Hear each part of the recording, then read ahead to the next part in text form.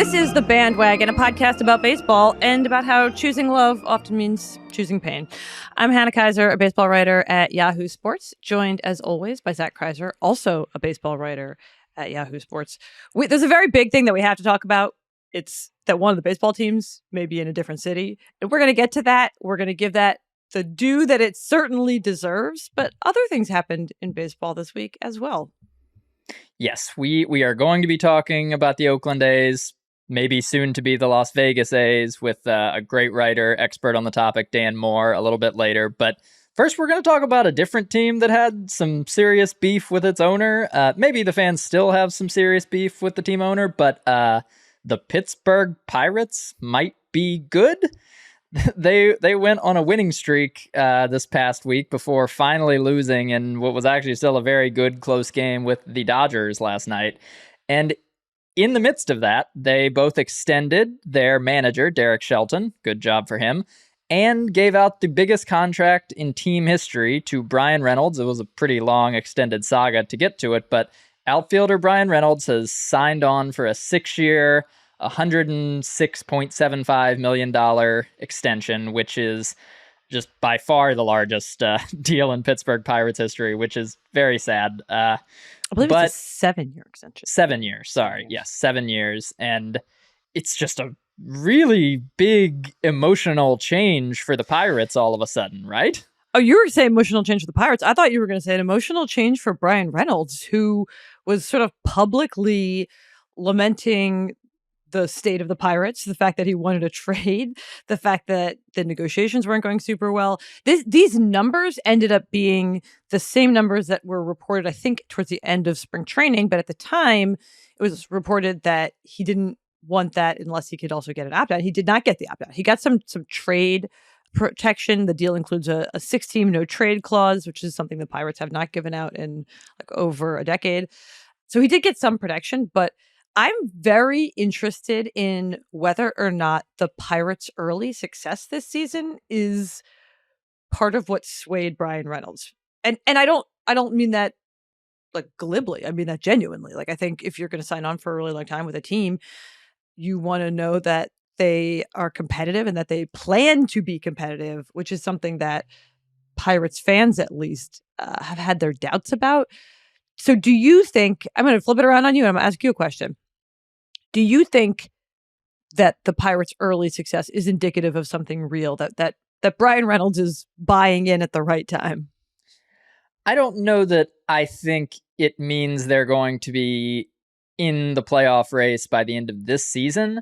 But I think, and honestly, I think it may have influenced the Pirates just as much as it did Bryan Reynolds with the willingness to get this deal done, in that there's clearly something developing here. It's not that they need to go make the playoffs, win the division, win the World Series this year. We've seen a lot of teams have kind of this flashes of glory before they take the full step forward. Obviously, last year had the Orioles. I mean, that's exactly what happened with the Orioles last year. It wasn't that they really competed for the playoffs up until the end, but they had enough of a surge that they were clearly playing above the level they had been at.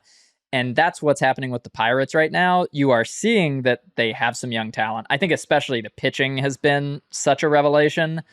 They got Johan Oviedo in a trade with the Cardinals last year, and he's been a really solid piece. Mitch Keller, after just umpteen renovations of his arsenal and everything, looks like a very solid number 2 starter on a decent team. Those are big steps forward, and you're seeing the hitting prospects that we kind of knew they had start coming along. Jack Sawinski hit a home run a couple nights ago and robbed a home run last night. So there's just some progress. And if Bryan Reynolds is looking around and saying, okay, I think there are enough pieces here and I want to stick around, that's great. And if the Pirates are looking at the team now and saying, actually, it doesn't make sense to trade Bryan Reynolds for future pieces. It makes sense to just have Bryan Reynolds. That's a great step forward. And if both sides were willing to do that, I think is reason for optimism in Pittsburgh.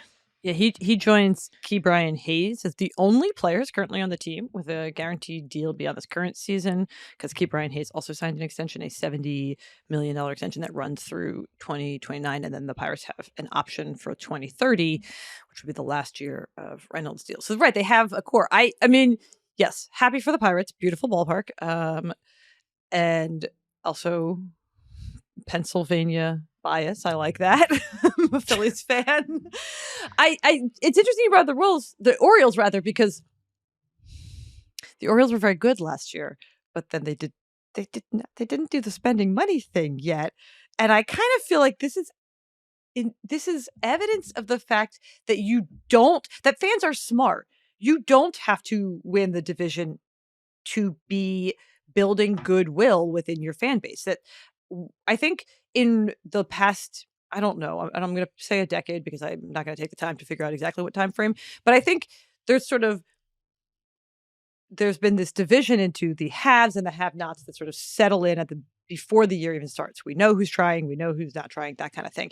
And I think the cynics in us as baseball fans and as baseball media members perpetuate that narrative that like some teams are competing and some teams are just, I don't know, there. She's everything and they're just Ken. Like, and this is like an interesting, the Orioles last year and now the Pirates this year with this are like, you could be doing we might not have enough players to win the division, but that doesn't mean we're tapping out on day one and there's no reason to even come to the ballpark type stuff. Like this, I think look, far be it from me to be like, Bob Nutting is doing it the way you should be doing it. But I think this is good for Pirates fans because you're right. They don't, even if they're not going to win the division, you still want to feel like the team is heading in the right direction. You want to feel like you're watching a guy. When Bryan Reynolds succeeds now, there's more satisfaction in that for Pirates fans. When Ke'Bryan Hayes succeeds, there's more satisfaction in that for Pirates fans because they know he's their guy. They want to, if you're a fan of the Pirates now and you go to a game and Bryan Reynolds has a great game and then they still lose, you could still be like, well, I got in on the ground floor of Bryan Reynolds. It's not the ground floor. He's been around a little while, but like, if they win the World Series in 4 years and he wins World Series MVP, you can be like, I've loved him since that year he signed the extension with the Pirates. And I think there's something to that from a like fan base building perspective. Right. I think one of the main issues the Pirates fans have with Bob Nutting, and something that, we'll see play out both with the Pirates again and with the Orioles soon, is when the Pirates had a similar rise in the mid 2010s, they did not add anything beyond that young core and the Starling Marte, Andrew McCutchen group that, they could have just signed forever, and those guys are both still pretty good in the majors. Some of them for the Pirates. they did not do anything to accentuate that externally, and it kind of fizzled out with some wild card appearances, which great. I'm sure they would love a wild card appearance now, but it fizzled out and they let all those guys go or traded them away. And so the step for the Pirates and the Orioles and a bunch of these other teams that are kind of finishing out rebuilds or rising is, are you willing to invest a little bit to make the most of it? And so they're doing step one right now. The question is whether they're going to do step two. Right. Are you willing to pay market value for anyone? You've gotten right. Step one, make sure that you keep the players you already have who are good, and perhaps they give you a little bit of a hometown discount, or they make sort of less than they might if going year to year on the market, whatever that might be. But then, step two is the more expensive step, which is you can't have grown everything in house, and so you do have to supplement. My joke take. You ready for a joke take? My joke take is that they did the Bryan Reynolds extension to distract from the fact that what's his name, Drew Maggi, is not actually going to get into a baseball game. I'm very concerned about this. Drew Maggi, Magi? I do not have the answer. Well, Maggi. And we probably never will, because a major league broadcaster will never have to say his name, because this guy who is almost 34, who is a career minor leaguer and a journeyman, he finally got the call up. He got the call up because Bryan Reynolds was on the bereavement list. And the video of his manager telling him was very cute. Note to major league managers, you don't have to fake out for it to be a good video. This guy went straight for like the heartfelt, like teaching life lessons thing. I don't know his name. Congrats to him, whoever you are, the AA manager for the Pirates. So they call up Drew Smyly. This happened to him before. In 2021, he got called up by the Twins, and then he never appeared in the game before he got sent back down. And so he was a phantom major leaguer. And as soon as this happened, I thought, oh gosh, what if he doesn't get into a game this time?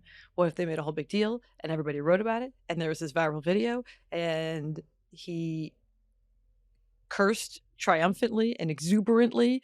And it was very sweet and very cute. And what if he still doesn't get into a game? And then he didn't get into the first game. And then he didn't get into the next game. I'm very concerned that Bryan Reynolds is going to come back. And here's the other thing. Bryan Reynolds, as we have previously discussed, pretty good at baseball. So they're probably not going to be like, why don't you sit this one out so we can get this 34-year-old career minor leaguer some at bats. But they should do that. They should do that. Yeah, this is a real curse of being competitive. There was another curse of a good thing that turned very weirdly bad. Drew Smyly, Cubs pitcher, over the weekend.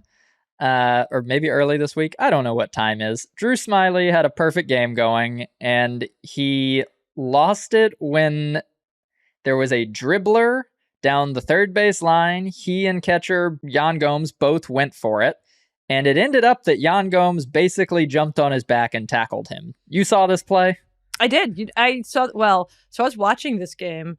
I was in Atlanta, working on a story. You can read it now, yahoosports.com. I was working on a story, and I was standing outside the visiting team's clubhouse because the guy who scans the BBWA passes to go into the clubhouse had like walked away. So I was like, all right, I'm just going to stand here. And that game was on TV. And then I was like, whoa, I'm watching a no-hitter. So I stayed there longer than I would have otherwise. And then I walked away before this happened, and I received a text that just said, Yan Gomes. And I was like, oh my God, what did he do? Jake, my husband, was like, he ruined the no-hitter. I was like, how? He's not on the other team. He's on their side. And then he sent me a clip and it made sense. All right. I'm glad that they had a football helmet in the clubhouse to give him to wear for post-game interviews. I don't know why they had that, but that was excellent. I didn't get it. Because he tackled somebody. Oh, I did see other people being like, wow, how'd they get that football helmet so quickly? And I was like, are they hitting him? What's wrong? What's happening? No, that makes Hannah does not watch other sports. If that was unclear. I know that there is tackling in football. Has heard of other sports, does not watch them enough to process that. Okay. I did not get that. I was like, maybe this is some inside joke I don't get. That makes sense. Because he tackled him. Yes. It would have been a hit anyway, though, right? That's what people are saying. I don't know. That's kind of we don't get to find out because he tackled him. Do you think Yan Gomes is going to be kept up at night thinking about this? No. I would. Okay, let's move on. Yeah, we've had a lot of perfect games that did not get to perfect game status for real. I don't think he's going to be worried about it. Yeah, but usually it's because someone on the other team does something, not because not always. Your own battery mate screws you over.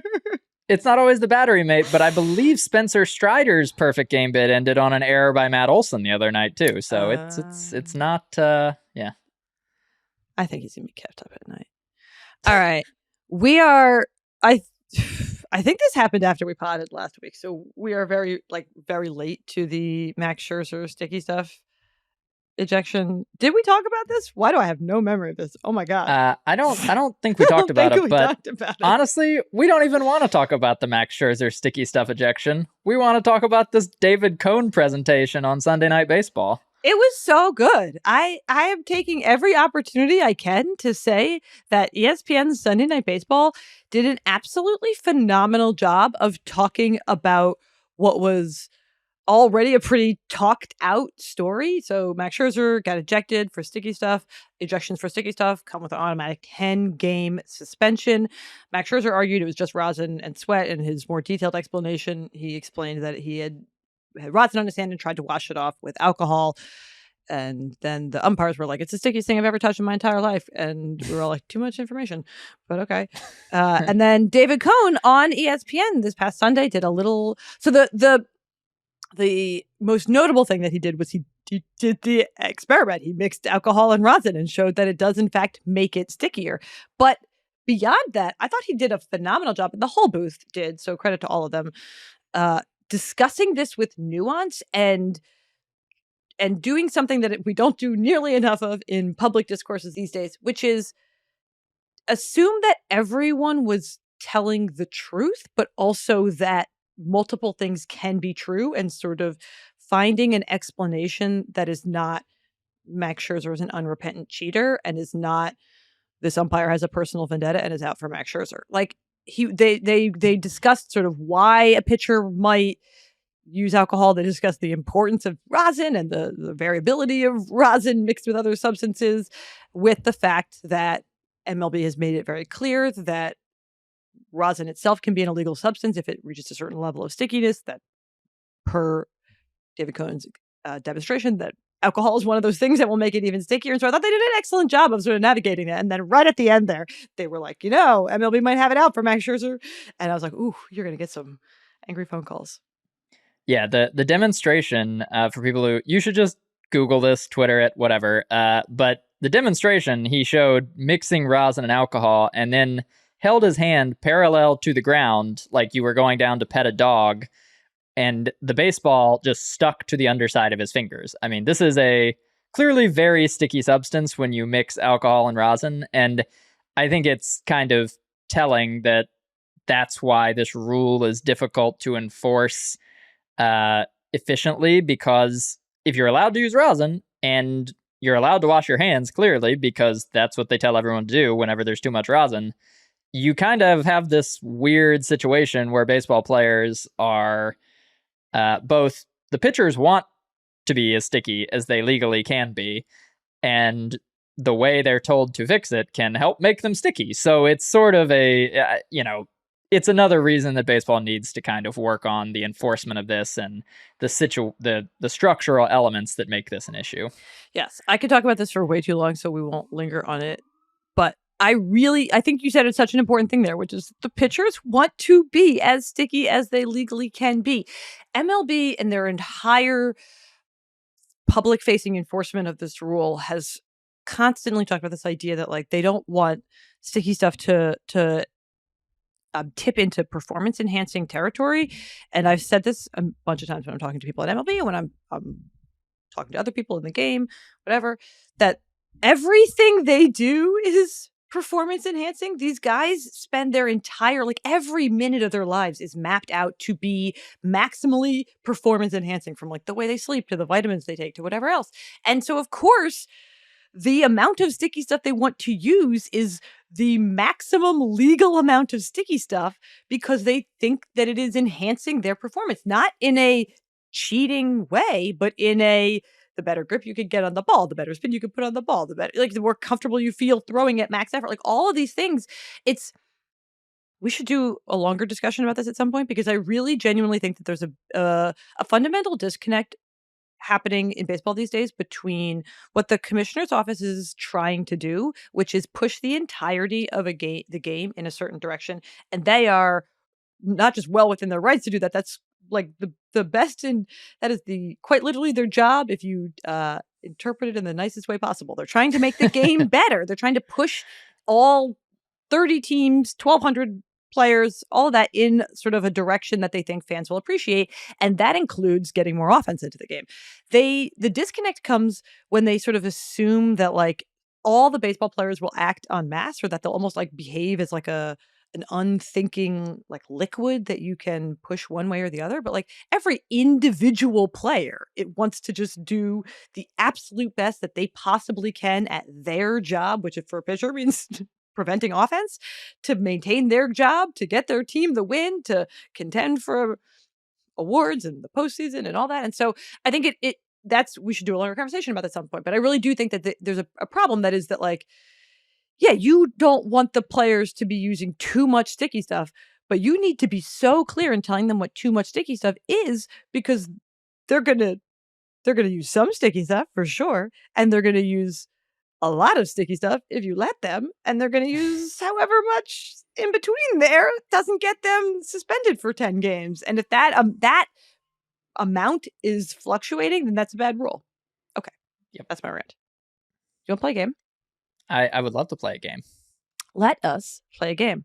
So it is the end of April, in crazy time, and so we're going to play a game about the first month of baseball seasons.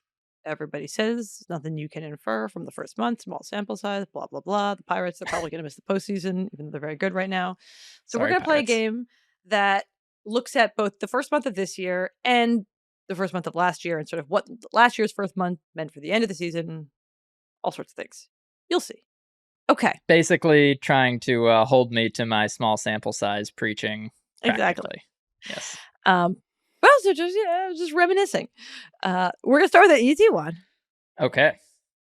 Who are the current division leaders? Okay. I believe the Rays are obviously leading the AL East. The Twins are leading the AL Central. Mm-hmm. The Texas Rangers are leading the AL West. Mm-hmm. The Atlanta Braves are leading the NL East. Mm-hmm.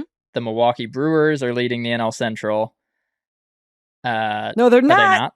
Oh, the Pirates are leading. The Pirates are leading. Wow, that changed fast. And I think the Diamondbacks are still leading the NL West, or are they not? I mean, Dodgers. It's close, but the Dodgers. Okay.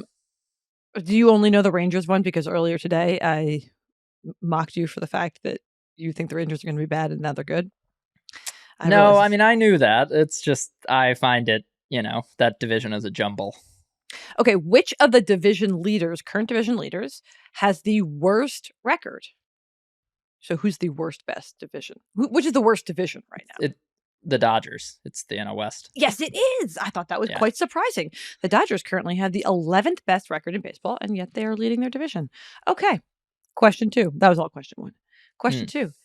As you may have heard, Aaron Judge led Major League Baseball in home runs at the end of last year. Did he lead Major League Baseball in home runs on May 1st? I don't think he did. No, he did not. Anthony Rizzo did with 9. Judge had 8. Good job. Luis Arraez had the lowest strikeout percentage in baseball on May 1st. Did he finish the year with the lowest strikeout percentage? Going the other way. I believe that was Stephen Kwan, so no. Yes, he did. Luis Arraez did finish. He did. Some things do stay the same. Okay. Yeah, he's a monster. He was. I think Stephen Kwan was second, but I was surprised and delighted to see. I was like, oh, okay, so Luis Arraez just like wire to wire, no striking out. Jorge Mateo finished the year last year with the most stolen bases in Major League Baseball at 35. He did not lead baseball in stolen bases on May 1st. Who did? Okay, I'm sorry. I have to correct you on this one because it's John Birdie led in stolen bases last year. He's just not a qualified hitter, so he doesn't come up on leaderboards. He stole 41 bases in very small amounts of time. I should have known that. Wow. Great correction. But I was just like, I thought about that, and then I was like, well, that's what the Fangraph says. So, okay. But to be clear, John Birdie also did not lead stolen bases on May 1st. Who did? This is I know that sounds like an impossible answer, but you actually, if you remember what was happening early in the year last year, this was a talking point. I don't think I remember that specifically, but I will guess Trey Turner.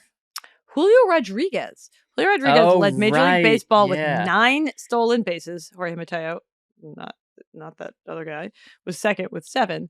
Julio did not steal a ton down the stretch, but he did get off to a hot start running. Yeah, okay. You went and wrote about his speed. Yes, actually. I did. Yes. That's why I was hoping you'd remember. That's cool. Fine. Yeah. Thanks for not remembering what I write about. He made some other news later. Yeah. The Dodgers led all of baseball in Team WRC Plus at the end of the year. Did they lead Major League Baseball in Team WRC Plus on May 1st? Honestly, sure. Let's say they did. I don't know why they wouldn't have. The Angels did.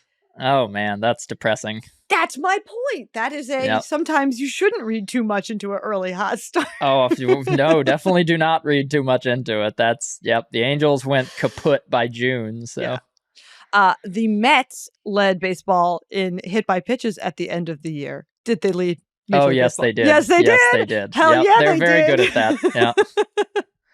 Do they lead again this April? That is a fantastic question. I think they do, because they employ Tim LaCastro now, and he's gotten hit like once every 4 at-bats. All right, give me a second. I'm going to check. Team stats, hit by pitches. I was really like scraping the bottom of the barrel for things that would be like not totally absurd to ask you. Like I wasn't going to ask you like who had the highest strikeout rate. WOBA in May. Okay, where is it? Hit by pitches. No, it's the Angels. Interesting. And then the Mets and the Rays are tied for second. All right. Okay. I can't grade you on this one, but I am curious. Who do you think will lead Major League Baseball in hit by pitches as a team at the end of 2023? The Mets. Yeah. It's still the Mets. Still the Mets. Okay. We're nearing the end. This is a quick game. On May 1st last year, Corbin Burns led Major League Baseball in strikeouts. Did he lead Major League Baseball in strikeouts at the end of the year? No. He did not. Do you know who did? I think it might have been Garrett Cole. Yes, it was. Yeah. I thought that was notable because this year, at the start of this year, there has been a lot of talk that is like, oh my gosh, I can't believe we undervalue Garrett Cole. Look at how good he's been at the start of this year. And I was like, he was really good last year too. I mean, it's like, yeah, he got like a $300 million contract. I think everyone is aware that Garrett Cole is quite good. Yeah. Do you know who currently leads Major League Baseball in strikeouts? I would not be surprised if it's Ohtani. It is not. You mentioned him earlier in this podcast. That's a hint. Well, now I don't remember who I mentioned at all, so you're going to have to give me the answer. It is Spencer Strider. Oh, right. He struck out at least 9 batters in like every start, I think. Yes. Jacob deGrom is currently second. Okay, this is our last question. Okay. The Dodgers had the lowest team ERA at the end of last year. Did they have the lowest team ERA on May 1st? You know, I'll go with yes. Yes, they did. Yeah. Which team? They were crazy good at pitching last year. Which team currently has the lowest team ERA? I would have said the Rays, and I still might say the Rays. I'm just thinking because that seems too obvious.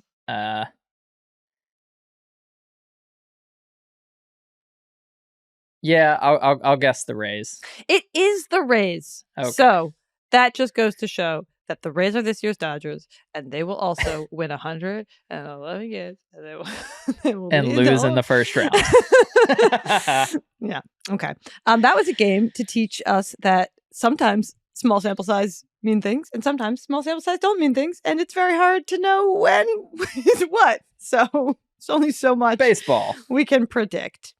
Okay, we are going to take a quick break, and then when we come back, we're going to do that main segment, which is talking about the Oakland A's. We're going to be talking to Dan Moore, who's written a bunch about the A's and their sort of whole entire stadium saga, which recently culminated, with the team purchasing land in Las Vegas and seemingly committing to relocating.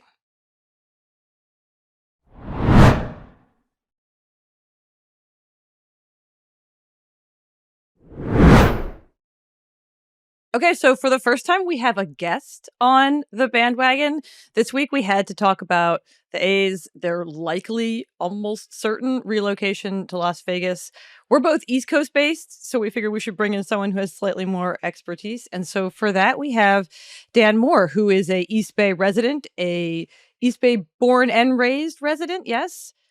And and has written pretty extensively about the A's situation in particular, as well as sort of the stadium scam owners pull on cities all over. I shouldn't have editorialized quite so strongly right there. Thank you so much for being here to walk us through what is, on the one hand, very simple. The A's, they're probably leaving. And on the other hand, very complicated. How do we get here and why? Yeah, well, thank you for having me on. It is a long story that, as you alluded to, is actually fairly complicated in that there are a lot of moving parts. But I'm excited to get into it with you all here today. Yeah, so in the Baseball Prospectus Annual this year, you wrote about the A's, and obviously it was already the story is, are they going to stay? Are they going to figure out a stadium deal? Are they going to more aggressively pursue Las Vegas, which they had been very publicly flirting with. And in that essay, which for everyone who doesn't know, comes out in the winter, you were holding out hope.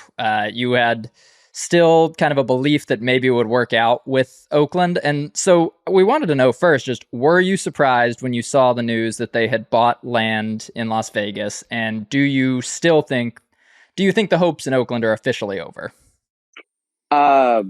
No, I do not think that hopes are officially over. I think one thing that's important to understand about this, which I suppose is an allusion to my previous point, this has been going on. This particular ownership has been angling to leave Oakland or to leave the Oakland Coliseum, more specifically, for a long time. 15 years ago, they tried to move to San Jose. They were famously blocked by Major League Baseball. They have, in fact, purchased land in this similar manner elsewhere and have not moved to those places. So that's one reason that I think that though this land purchase agreement is hardly good news for Oakland A's fans, it's not exactly unprecedented. I think another important point is when you think about what has happened here just over the last week, the land purchase agreement actually came in the middle of what was a premeditated summit that was being held between the city of Oakland and Fisher and Cavill, John Fisher and Dave Cavill, the owner and team president of the A's. That summit was designed to hammer out some kind of deal. It was in the midst of that the news leaked that the A's had purchased land in Las Vegas. A lot of people around these parts think that the quote unquote leak was, made by the A's. It included quotes from Dave Cavill in the article itself. But what a lot of people also think here is that that leak was designed to create some leverage or to introduce some leverage in these negotiations that were happening sort of behind the scenes here in Oakland. And if you look at where the state of things actually are in Las Vegas right now, or in Nevada, nothing has been officially passed or agreed upon by city or state leaders there. There's no ballpark design. There's no rendering. All they have is a plot of land on which they hypothetically could build a stadium. Not to mention, building that stadium would require, right now, estimates, I think, rather conservatively, are putting it at $500 million in public financing, $0 of which has been secured. So those are all sort of reasons that I see what happened last week as perhaps something of a bundled negotiating tactic by Fisher and Cavill, which, is one reason that I think that a lot of people here are saying, oh, well, there's not a lot of momentum. There's not a lot of concrete, positive forward movement there. Maybe there's still some hope. I'll temper all that by saying when the Oakland Mayor Sheng Tao, heard the news that, the A's had purchased land, she was sort of rightly very mad and pulled Oakland out of negotiations. So I want to temper all this by saying things are hardly in a great place here in Oakland, but we shouldn't overestimate how much more there is left to do in Las Vegas to get a stadium deal done. So you mentioned the word leverage as part of that answer, which is, of course, what's happening at all points in this situation, sort of whether one city is leverage and the other city is the actual destination, or that city is the leverage, or it's all leverage and they just want money. So I'm sort of curious, after this latest development, whether or not there's still hope for Oakland theoretically. I'm curious, just sort of, do you think the A's were ever serious about trying to make it work in Oakland, or has Oakland always been the leverage point from which to try to get money to build anywhere else, whether that's Vegas or any of the other places like San Jose? So, like, how serious are they about pursuing a future in Oakland, I guess? Well, they certainly were very serious at one point. Your initial question, sort of, how did we get here? Flashback to 2017. Oakland, or rather John Fisher and Dave Cavill, this ownership group, had been trying to leave the Coliseum and secure other stadium sites, largely around the Bay Area, for a few years by that point. One of the sites was the Laney College site here in Oakland, which is right by Lake Merritt. Not sure if you're familiar with the topography of Oakland, but Lake Merritt is right in the middle of the city. Beautiful spot. that deal fell through, and they were very excited about that. But they then turned their sights to the current location where they want to build the stadium, which is Howard Terminal, right on the Oakland waterfront, to pull all the necessary levers and to kind of move things forward there.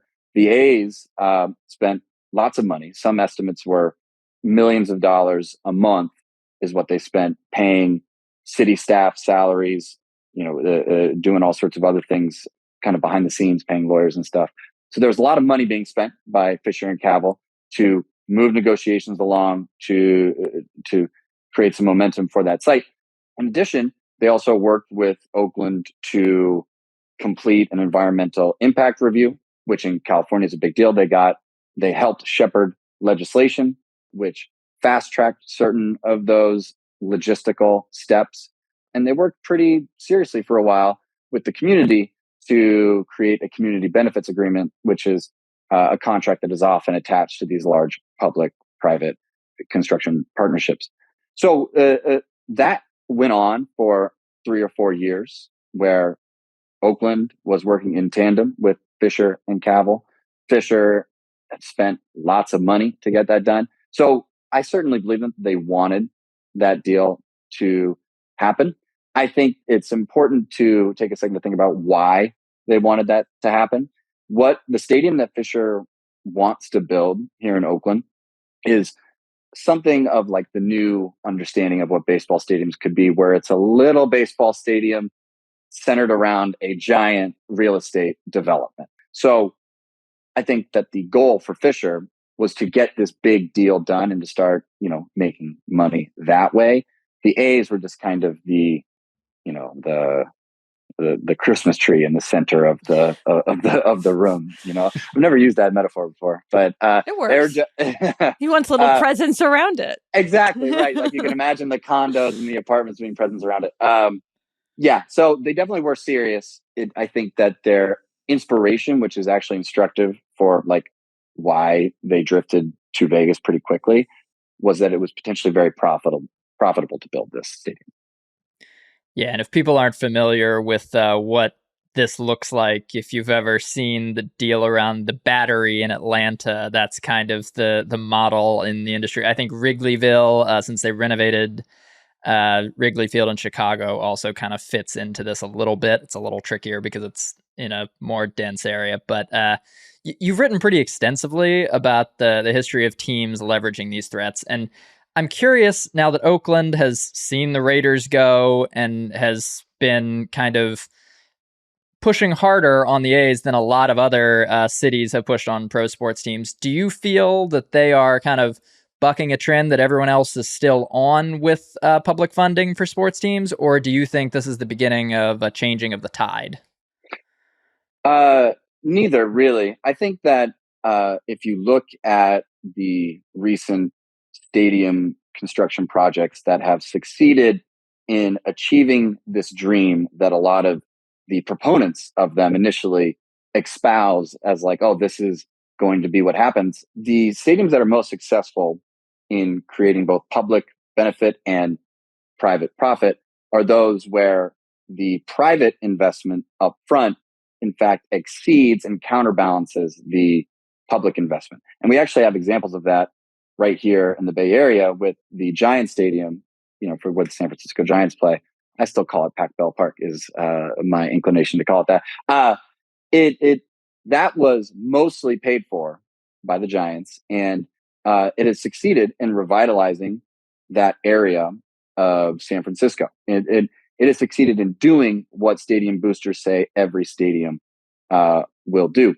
That doesn't happen automatically, and in fact, when all the research shows that it's like 100% of the research shows that cities, states, totally funding stadium projects from which team owners are going to derive most of the profit does not make sense from an economic point of view.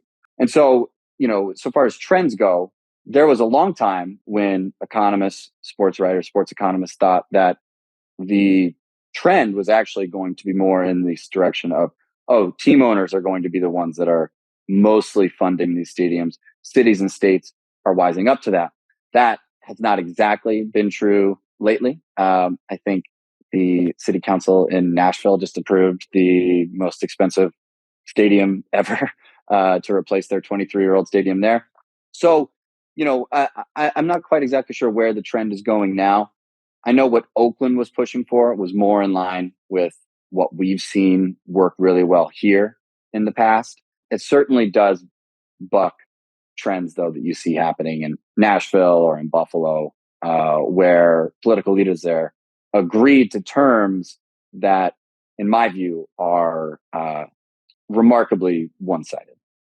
I think you've done such a good job in your writing of balancing the studies, the economic studies, with understanding the motivations of fans, because you are one yourself, but and sort of and honoring those motivations. And so it is tricky because if you are an Oakland A's fan, do you want your city to capitulate to the owners and pay up to keep the team? Like, is there an argument for public funding for ballparks or for stadiums? Certainly, yeah, there is. I think, the way I see it is the relationship between fan and franchise and between city and team owner is both most enjoyable and probably healthiest when it's symbiotic and when it's a two-way street. And so, it would be unreasonable for Oakland in this case, I think, to say, John Fisher, we're not going to put anything towards, this stadium. This is totally all on you. That wasn't the case here. Oakland to date has secured almost $400 million to put towards the stadium project. And so the argument that you're talking about, that why cities and states should in fact invest in stadiums, I mean, that's the very well established. The benefits that teams can impart upon a place and a people are clear here. They are felt, and I think they're understood. It's just a balancing act, I think, ultimately, where, for example, I am a fan of both Oakland and the Oakland A's. I would not want, personally, Oakland to agree to a deal where they mortgaged the city's future and, impoverish their ability to, provide essential city services, to, fund public schools, just to give John Fisher a better deal and, incentivize him to stay here. We actually experienced that here in Oakland with the last Raiders deal that we signed in 1995. Oakland is still paying off the debt that we serviced to lure Al Davis back. Meanwhile, we are having trouble funding public schools. So, the other side of that bargain is something that we understand very well. And I think most fans here who are cognizant of the bigger picture understand that too. We should be clear that, like, John Fisher could pay for this stadium. John Fisher very well could pay for this stadium. Yeah, right. Like, I wasn't suggesting that the city should have to capitulate because, oh no, or else they won't have baseball. Like, there is maybe I'll present this as a question. Do you feel like it is as simple as John Fisher is at fault? Like, you know what I mean? Like, is it our sort of like colloquial impression of big bad owner behaving cravenly? Is this in some ways seems like the most extreme example of that? Is that a correct way of presenting it? I'm trying to temper my impulse as a fan. I think there's a lot of damage that, frankly, John Fisher has done to this fan base and to the town.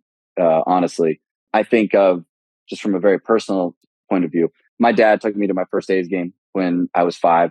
My wife is expecting our first child, a boy, in the next month. I was greatly looking forward to bringing him to A's games right around when he turned 5. And what Fisher taking the A's out of Oakland, moving them to Las Vegas for no other real reason other than he has the chance to get more public money there, it's impossible not to feel anything other than, hurt and angry by that. I do believe that it's a complicated situation. If you feel the desire, though, to point fingers, I think John Fisher and frankly, Major League Baseball as well need to shoulder the lion's share of the blame here. Major League Baseball, Rob Manfred have taken weird, unprecedented steps to grease the skids here and to facilitate this move, including taking steps to remove the relocation fee that the A's and John Fisher would otherwise, in any other situation, need to pay by moving to Las Vegas. And so just that evidence to me is, I don't understand it. There's also just a simple fact, as you said, that John Fisher is a multi-billionaire. And there's right now roughly like a $300-400 million gap in funding that's needed for the infrastructure surrounding the stadium. Oakland has no way to fill that gap currently without raising taxes and doing certain of those things that I mentioned earlier, like impoverishing its ability to provide essential city services. John Fisher could offer that money up front. He would likely recoup that money in the years to come. He's choosing not to. That's sort of the simple fact of the matter. If the relocation does become a reality, if this all goes to plan and they are actually going to depart for Las Vegas, as an A's fan, as an Oakland resident, how do you want to see that play out in terms of the departure? The Coliseum lease, I should mention, is up at the end of 2024. So whatever, the ballpark is not going to be ready in Las Vegas at that point if it happens. So they're going to have some solution between the end of next year and whenever that's ready. What would you like to see from that standpoint? If John Fisher and Dave Kaval succeed in compelling politicians in Las Vegas to give them $500, $600, $700 million in public funding, if they pull the rug out from A's fans on the back, mind you, of roughly 10 years now of just serially, regularly impoverishing the team, putting fans through rebuilds, marketing the team in accordance with their commitment to Oakland. Our marketing campaign, which I'm sort of ironically wearing on my hat right now, says rooted in Oakland. That's how the A's have marketed themselves here for several years. If after all that, they end up going to Las Vegas because they could get a little bit more free money there, as a fan, I would say that Oakland should not renew the lease at the Oakland Coliseum at the end of 2024. And I would say, John Fisher, Dave Kaval, figure it out on your own. This is what you wanted. See you later. Dan, as a fan, I'm very sorry for the situation you find yourself in, but I really appreciate the expertise and the passion that you brought to talking to us about it. Tell the people where they can read your work about the A's, about Green Day, about whatever it is you're writing about, rooted in Oakland. Yeah. Well, you can find me on Twitter at Demo Writer. That's probably the best spot. Like you said, a lot of these articles have appeared on The Ringer. Go check out The Ringer for my writing there, and as well as lots of other great writing on topics sort of similar to this. But yeah, find me on Twitter, hit me up. I'll happy to reply. I'm there for better or for worse. So yeah, A's fans should go and commiserate. I know you guys love the community that the A's have brought you, even if it hasn't always been top down kind of community. So yeah, A's fans, hit up Dan and talk to him in his Twitter mentions. Thank you so much for joining us. Thanks, Dan. Thank you, guys. Okay, thank you to Dan for joining us. Make sure to follow him on Twitter at DMO, so DMO Writer, as he continues to follow the story, because it doesn't sound as settled as people are presenting it just yet. Okay, on to the bandwagon. The bandwagon. Yeah. This week, I am, we mentioned them when we were talking about the Pirates, but I am bandwagoning the Baltimore Orioles. It has to happen. They also had a win streak this week that is no longer a streak. But I specifically want to talk about the Orioles' revolutionary steps in team celebrations. After the World Baseball Classic, everyone always does this thing where they're like, international baseball, it's so cool. They come out of the dugout and celebrate, and there's more emotion shown. And I agree. There is more emotion and like outward celebration in international baseball, both in international leagues and in international competition. The Orioles are, I would say, the leading lights of Major League Baseball's step towards some more team coordinated celebrations. So the Orioles have, maybe most famously, the Dong Bong, which they incredulously thought would not be called the Dong Bong. That is where they pour water through a beer bong, and the guy who just hit a home run does the bong to celebrate. Great, excellent celebration, and it has spawned some imitators, less interesting imitators, but the Angels have like a samurai-style hat they put on home run hitters. The Mariners got a trident. Is that related to the Dong Bong in some way? Well, it's a team celebration that began this year in the majors. Okay. You know, the Orioles were the first to go viral, and then other people. The Yankees are allegedly coming up with something, they said on a podcast this week, but no one would say what it is. What? So I don't know what it is. It'll probably be way too boring comparatively. No, you don't get to preview your celebrations. Well, they didn't preview it. They kind of teased it. Who's they? Who said this? I believe it was Jose Trevino said it. Okay. But not positive. And so anyway, the Orioles have the Dong Bong. Great job. Good celebration. But I think their real innovation is the I just hit a double or drove someone in celebration. It's my favorite which one. is the sprinkler. And this really is better because it involves participation on both sides. Usually, every team has something where you hit a double, you get to second base, you drove someone in, you look back at your dugout, and then you do some sort of hand motion. A lot of them do like a machete, you know, they're chopping something. I don't know why they do that, but they do. Others have like a wave or some little hand signal that they do that is an inside joke that they don't tell people about. But the Orioles, the guy who gets to second does what you know as the sprinkler, you know, moves his arm in a motion that looks like a sprinkler. But when he's looking back at the dugout, all the people in the dugout put water in their mouths and then shoot it out like a fountain. And this is A, just perfect, but B, it's really a sign of how the Orioles, famously a very young team, have kind of started channeling their generation's premier mode of communication, which is quick, weird video snippets involving dances.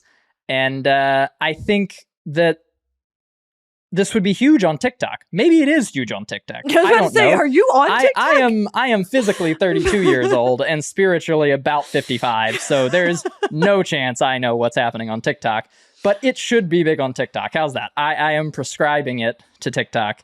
This is how we make baseball go big on that particular social media platform, as long as it remains legal in the United States.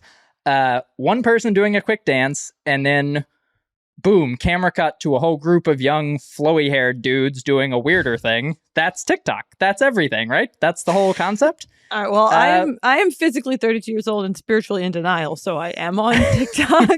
And I have, unfortunately, not made my way over to Orioles TikTok. A lot of my TikTok is it's of the shopping kind, some recipes.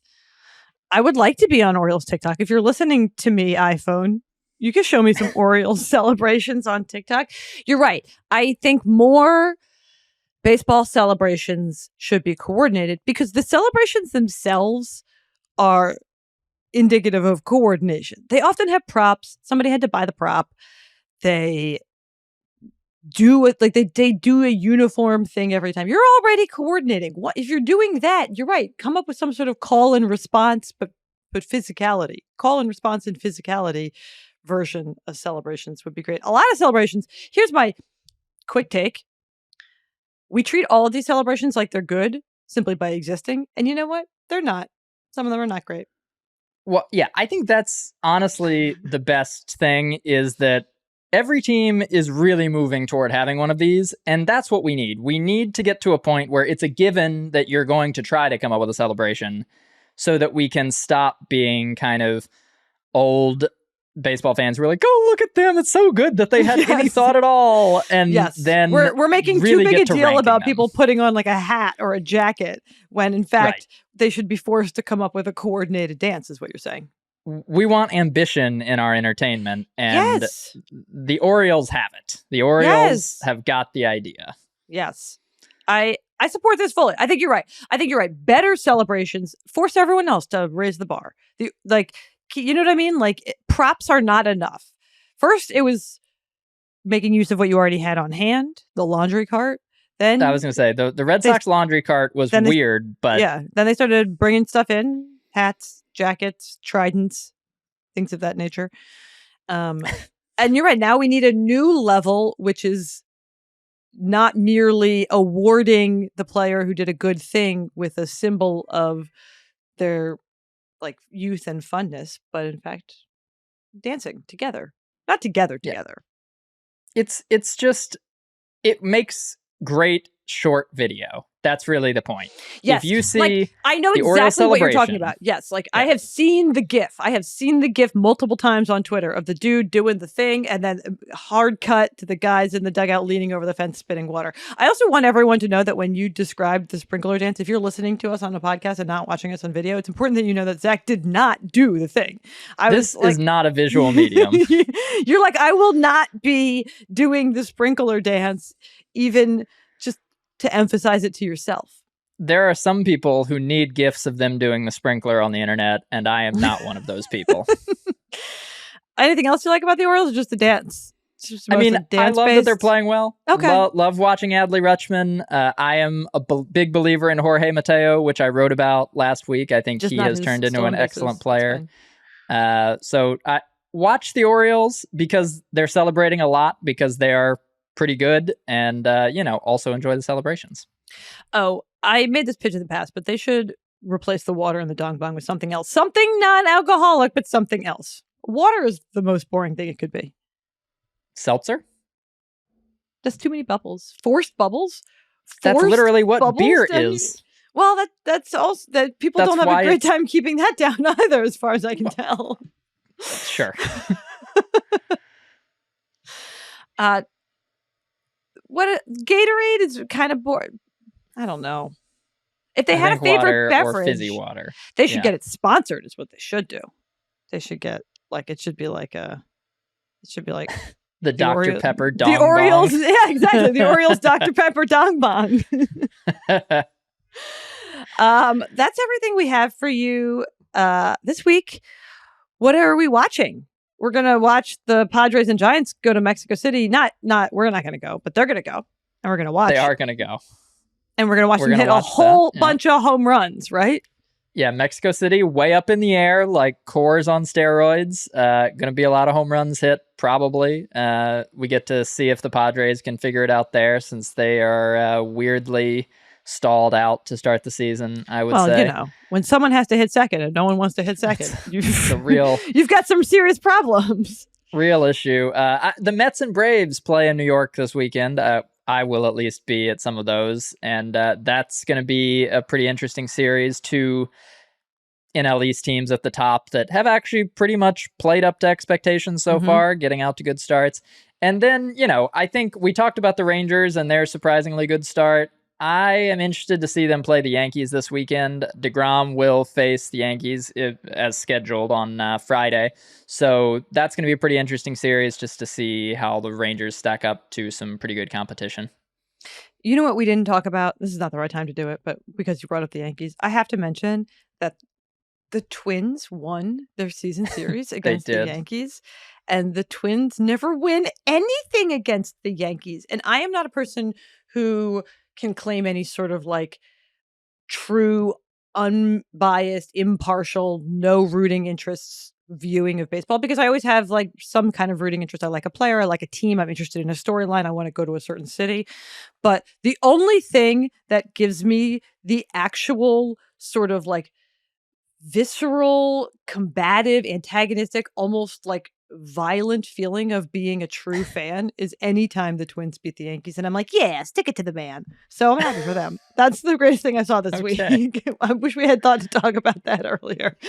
That's all we've got. Thanks again to Dan Moore for joining us. You should stay in touch and stay informed between episodes by following us both on Twitter. I am at Hannah R. Keyser.